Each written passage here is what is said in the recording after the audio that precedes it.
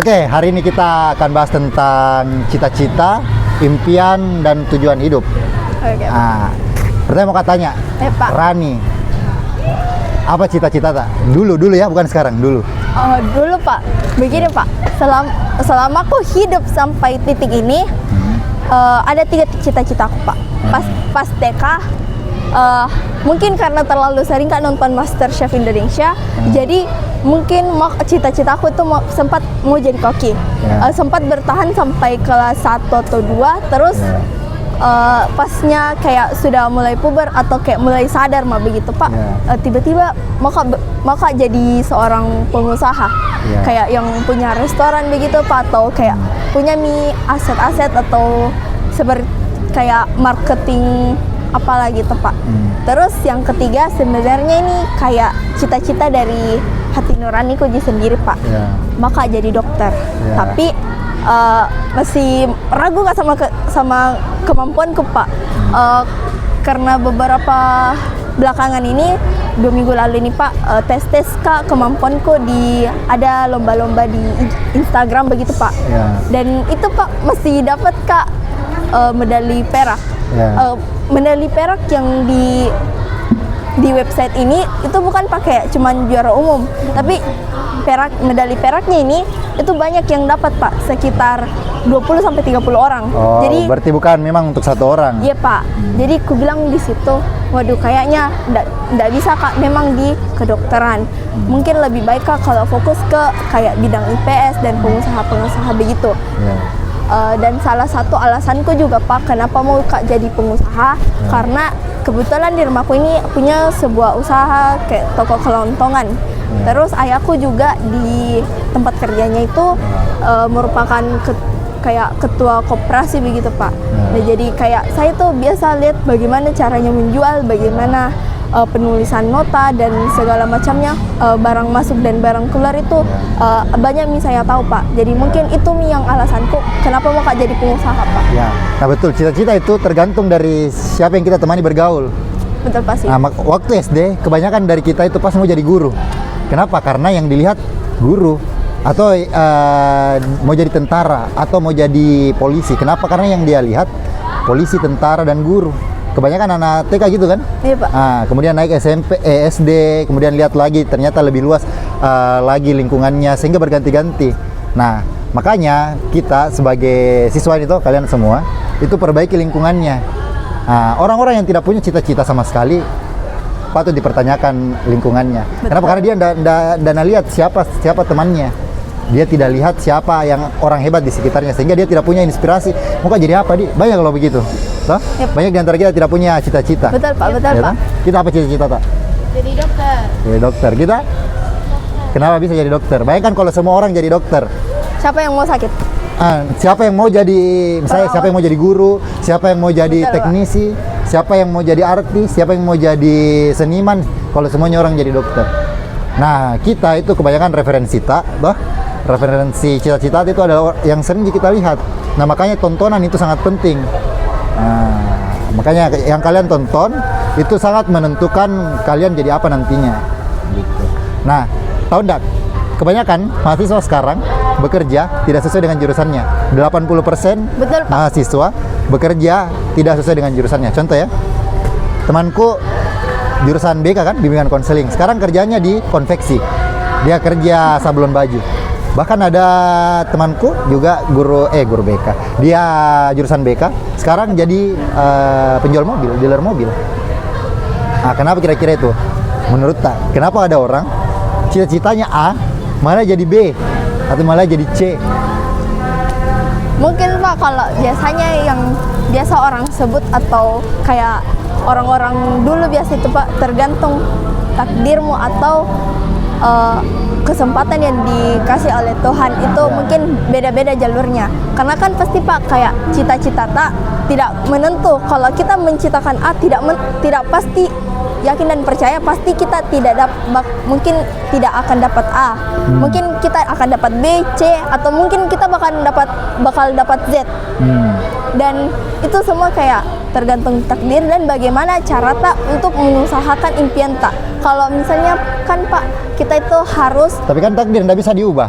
Betul Pak, betul Berarti Pak. apa yang bisa kita kontrol supaya apa yang kita cita-citakan bisa kita dapat? Usaha Pak. Nah, Kita kalau misalnya ini Pak, contoh, mungkin kayak memang saya ambil contoh Pak dari ada salah satu keluarga kok. Nah dia ini Pak teknik kimia, ya, tapi tapi kerjanya sekarang itu Pak dariku TK sampai sekarang dia Pak jadi guru. ya, Kenapa bisa begitu? Karena mungkin dia Pak kurang bukan tidak terlalu suka, tapi mungkin masih kurang menyukai kayak bidang yang dia cita-citakan itu Pak. Ya. Mungkin memang dia bercita jadi kayak ilmuwan ataupun bidang-bidang lain sejenisnya Pak. Tapi mungkin dia lebih tergerak hatinya buat menjadi guru. Dan mungkin juga karena dia telah sempat mencoba satu kali percobaan karena Ya. pas saya TK itu kebetulan dia juga jadi guruku Pak. Nah jadi dia mungkin pas dia coba, oh ternyata begini rasanya, oh ternyata begini experience yang didapat pas kita Ya. jadi guru. Dan mungkin dia menjadi lebih tertarik kalau misalnya dia jadi guru ketimbang dia menjadi ilmuwan dan profesor dan lain sebagainya. Ya. Dan di mana juga mungkin ada masalah biaya dan masalah-masalah lainnya Pak yang Ya. mungkin bisa terkendala untuk mencapai tujuan A. Jadi mungkin bisa berpaling ke tujuan B, C dan Ya. lain sebagainya. Makanya kita dalam menentukan cita-cita harus punya plan A, plan B, dan plan C. Contoh ya, kita kan sekarang SMP toh, Ya, Pak. kelas 2, mau naik kelas 3. Ya, Pak. Untuk melanjutkan SMA harus kita punya rencana. Nah ini yang diantara kita tidak punya. Ketika banyak loh teman-teman kakak-kakak kelas tak yang tidak punya plan B ketika dia tidak diterima di SMA A, akhirnya tidak punya plan yang lain, akhirnya tidak sekolah, bahkan menunggu sampai dia punya jalur orang dalam supaya masuk di sekolah tersebut. Nah, kenapa kita tidak punya plan A, plan B, dan plan C? Karena kita merasa masih kecil, Dan kita masih panjang perjalanan. ya Pak, Kita dan merasa. biasanya Padahal, juga orang iya, menganggap tujuan yang kayak contoh mau masuk kedokteran misalnya. Iya. Kalau misalnya maaf nah Pak, kita sekolah di sekolah yang anggaplah yang dalam tanda kutip rendah. Iya. Tapi kita di situ ranking 1, selalu juara ranking 1 paralel lah ceritanya Pak. Tapi kampus yang ingin kita temui ini Pak, itu kayak jenjang tinggi, kayak bahkan top universitas di Indonesia yang tinggi-tinggi Pak. Kayak contohnya Unhas, UI, UGM. Itu kan Pak kayak kita bisa pikir bahwa itu kayak kecil kemungkinannya meskipun kita ranking 1 di sekolah kita, tapi belum tentu ranking 1 ini bisa menyaingi Iya, betul. sekolah-sekolah lain. Iya, betul. Nah, makanya kita itu harus punya banyak teman sebenarnya. Betul Pak. Karena kalau kita merasa pintar di sekolah kita, belum tentu kecerdasan atau standar kecerdasan di sekolah kita sama dengan standar yang ada di sekolah yang lain. Nah, sehingga kita merasa, oh bisa saya dapat ini. Misalnya saya mau di SMA A atau di SMA B. Oh saya bisa masuk di SMA B karena saya ranking 1 di sekolah saya. Nah belum tentu, karena standar yang ada di sekolah kita dengan sekolah lain beda Ki. Ya Pak. Dan tadi kita bilang tuh selalu universitas. Apakah orang yang punya cita-cita harus melalui universitas? Tidak Pak. Tapi kalau Tapi kenapa bilang kita tadi universitas A, universitas B harus sukses begini? karena maaf nah Pak, karena kebetulan sekarang kayak tontonanku sekarang itu lebih banyak kayak bahas perkuliahan, yang bahas SMA menuju kuliah, SNBP, SNBT, dan saya sebenarnya Pak bukan tidak mau Pak, cuman kan memang lah belum usiaku sekarang buat tahu yang begituan. Ya. Tapi kayak penasaran Pak, bagaimana cara sistem kerjanya tuh Pak, karena biasa kan saya dari kecil tuh Pak, kalau misalnya dengar kata orang kuliah, Ya. itu kupikir Pak kayak apa bikin ini orang sebenarnya, kayak pergi di kampus pulang tidur. Ya. Biasanya ada begitu aku lihat, jadi kayak penasaran Kak bagaimana sistemnya itu Pak, kayak kenapa ada orang yang kayak susah sekali kuliah, ada yang kayak gampang sekali kuliah begitu Pak. Tapi kalau misalnya memang tidak harus jadi kuliah Pak, bukan tidak harus kuliah, Tapi kuliah itu kayak sebuah jalan buat kita cari kerja Pak. Biasanya itu Pak sekarang kayak di perusahaan yang besar-besar itu Pak, di persyaratan lowongannya itu Pak, ada biasa mengatakan minimal, minimal syarat S1. pendidikan S1. Oh, jadi menurut Ta ini tujuannya orang kuliah kerja? Tidak semua aja Pak. Tapi Apa sih Pak tujuannya kuliah menurut Ta? kalau kuliah kan memang Pak buat menambah ilmu. Menambah kan Berarti poin- bukan kerja tujuannya kan? bukan kerja Tapi Pak. kenapa kita merencanakan kuliah itu untuk kerja? Kayak tadi, mau kah jadi pebisnis Pak? Ambil kah kuliah ini. Padahal itu kan tujuannya untuk kerja sebenarnya kan? Kenapa Ki? Berarti kuliah untuk apa sebenarnya ini menurut Tak? Karena selalu apalagi orang-orang yang merasa dirinya bisa kuliah di universitas-universitas atau sekolah-sekolah yang terbaik itu, selalu incarannya itu kuliah untuk kerja. Kalau menurut Tak, kuliah untuk apa sebenarnya? Begini Pak, kalau mungkin di dunia ini ada 3 jenis tipe orang Pak. Yang pertama ada yang kaya sekali, yang kedua ada yang sedang-sedang, yang ketiga ada orang yang ekonomi itu di bawah Pak. Mungkin kalau misalnya orang yang kuliah terus menerus, kemungkinan besar yang pertama itu Pak, karena dia orang kaya Pak. Kenapa? Karena kuliah kan mahal Pak. Nah, mungkin kalau yang kedua dia sedang, dan yang ke bawah itu mungkin memang mereka kuliah buat mencari kerja. Kenapa? Karena mereka sadar bahwa saya harus memenuhi sebuah persyaratan buat kerjanya itu Pak. Jadi mungkin mereka berpikir buat bagaimana kalau saya kuliah saja, buat supaya bisa ambil kerja di tempat-tempat ternama atau tempat kerja yang memang bagus kualitas gajinya. Jadi menurut Ta ini tujuan seseorang berkuliah tergantung dari standar ekonominya. Kalau dia menengah ke bawah, tujuannya untuk cari kerja. Menengah ke atas berarti tujuannya jadi untuk belajar gitu. Tidak Pak, tapi kemungkinan besar orang yang kayak banyak uangnya itu Pak, pasti biasanya lanjut kuliah Pak, lanjut kuliah karena dia mungkin secara finansial mungkin oke lah, saya bayar terus tidak apa-apa, dan saya bakal dapat ilmunya. Boleh begitu, tapi biasa kan kebanyakan orang sekarang Pak, ada mitu biasa orang kuliah tapi sambil kerja. Itu jadi ada pemasukan masuk, ada juga pemasukan keluar Pak. Jadi kalau misalnya orang yang ambil jenjang sampai S1, S2, S3 memang bakal cari ilmu, tapi ilmunya tuh sambil digunakan juga Pak. Ibaratnya kayak seorang dokter. Dokter itu tidak bisa kerja kalau mungkin saya agak salah atau bagaimana, tapi setahu dokter itu tidak bisa bekerja kalau sebelum S2. Dia harus mendapatkan gelar spesialis buat bisa bekerja begitu Pak. Betul. Panjanglah jenjangnya supaya bisa dia membuka praktek dan bekerja. Begitu. Oh gitu ya. Oke. Karena banyak di antara kita itu menentukan cita-citanya karena FOMO. Oh hari ini misalnya ya, dulu di angkatanku itu banyak yang mau jadi YouTuber di awal-awal ya. Kenapa? Karena YouTuber yang banyak. Nah, hari ini banyak cita-citanya mau kuliah di universitas-universitas top. Ada di UI, UGM. Kenapa? Karena yang dia lihat begitu, ada COC dan lain sebagainya. Iya Pak, karena itu yang lagi. Bagaimana tanggapan tentang siswa yang FOMO dalam menentukan cita-citanya? Bagaimana sih sebenarnya cara Tak menentukan cita-cita Tak sebagai seorang siswa? Oke Pak. Kan kita mau jadi pebisnis ya? Ya Pak. Gimana caranya kita menentukan, oh saya jadi pebisnis kan ya? Kenapa tidak yang lain coba? Mungkin kayak plan. Sebenarnya kan tadi aku bilang Pak, bukan plan aku ini yang bisnis, ada plan B nih. Dan mungkin bagaimana cara aku tahu kenapa Kak mau jadi pebisnis itu? Pertama Pak, karena aku lihat lingkungan sekitar dan perkiraan bagaimana kedepannya dunia ini Pak. Kenapa Kak mau jadi pengusaha? Pertama, kalau misalnya saya jadi pengusaha, pasti kan ada pemasukan dan ada juga bakal modal yang dikeluarkan. Kalau misalnya saya sudah dapat pemasukan nanti, itu saya bisa tabung dan buat investasi Pak, investasi jangka panjang. Dan kalau misalnya dan nanti ke depannya Pak, saya yakin pasti bakal terjadi inflasi Pak.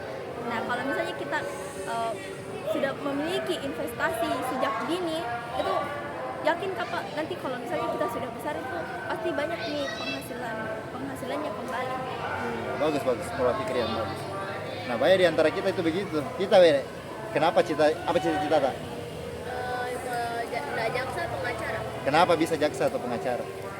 Karena kalau aku lihat Pak di Indonesia memang dalam tanda kutip maaf sekali Pak, kayak keadilan itu kan agak kurang. Banyak Ya. orang yang kayak menengah ke bawah. Ya. Kayak saya sorry sekali Pak. Dan memang keadilan untuk orang-orang di kaum ke bawah itu kayak nggak adil Pak. Apalagi kalau mengambil kondisi dari keluarga juga memang. Nah, itu sebenarnya dalam menentukan cita-cita kita harus punya prinsip dulu, ideologi yang kita buat. Misalnya toh, orang yang betul-betul mau jadi guru akan berbeda ketika ada orang yang jadi guru hanya karena dia sudah terlanjur masuk jurusan pendidikan. Beda tuh. Nah, misalnya ada guru tuh memang punya idealnya, dia punya ideologi, oh saya harus bermanfaat untuk orang, saya harus memberikan pembelajaran ke orang. Sama halnya kita mau jadi pebisnis. Kalau tujuannya uang, nah ini yang berbahaya. Kenapa? Karena uang bisa didapatkan dari banyak hal. Berarti uang yang kita maksud tadi inflasi dan lain sebagainya, saya dengar seperti tujuan akhirnya itu uang.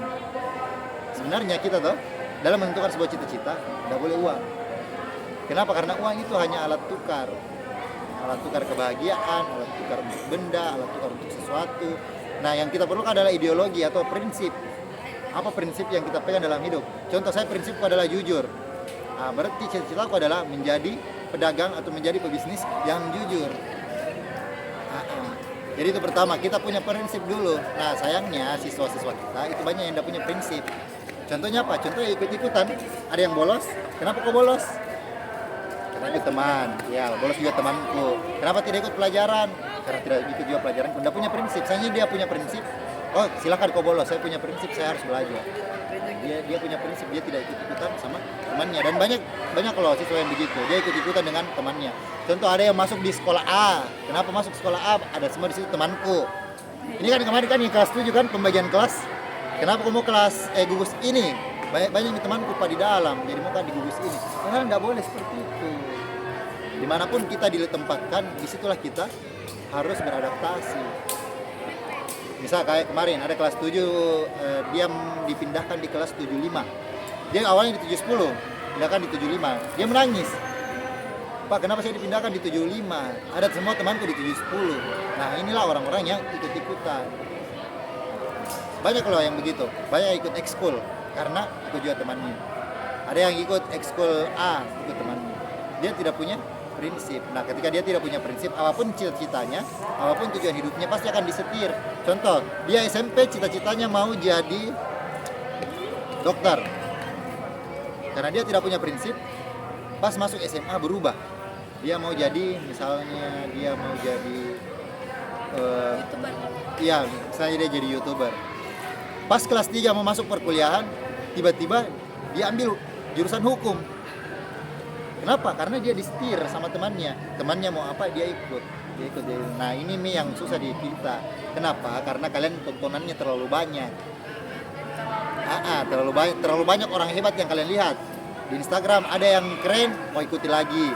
Di Instagram, di YouTube ada yang keren, kalian ikuti lagi. Di TikTok ada yang keren, kalian ikuti lagi. Itu nih. Contoh kalian ikuti siapa yang di cewek-cewek kemarin itu, yang lagi-lagi?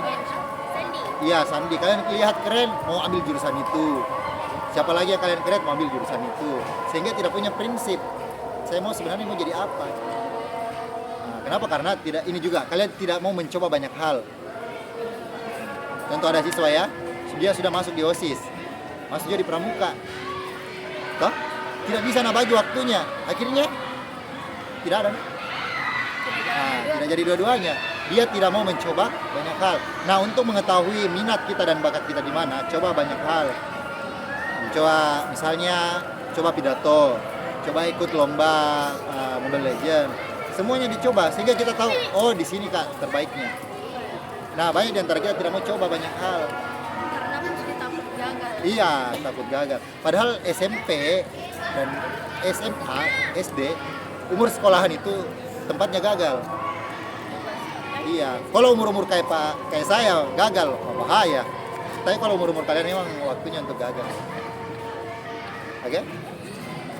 Nah, jadi kalau ada yang mencoba dan takut gagal, lah ini yang bahaya.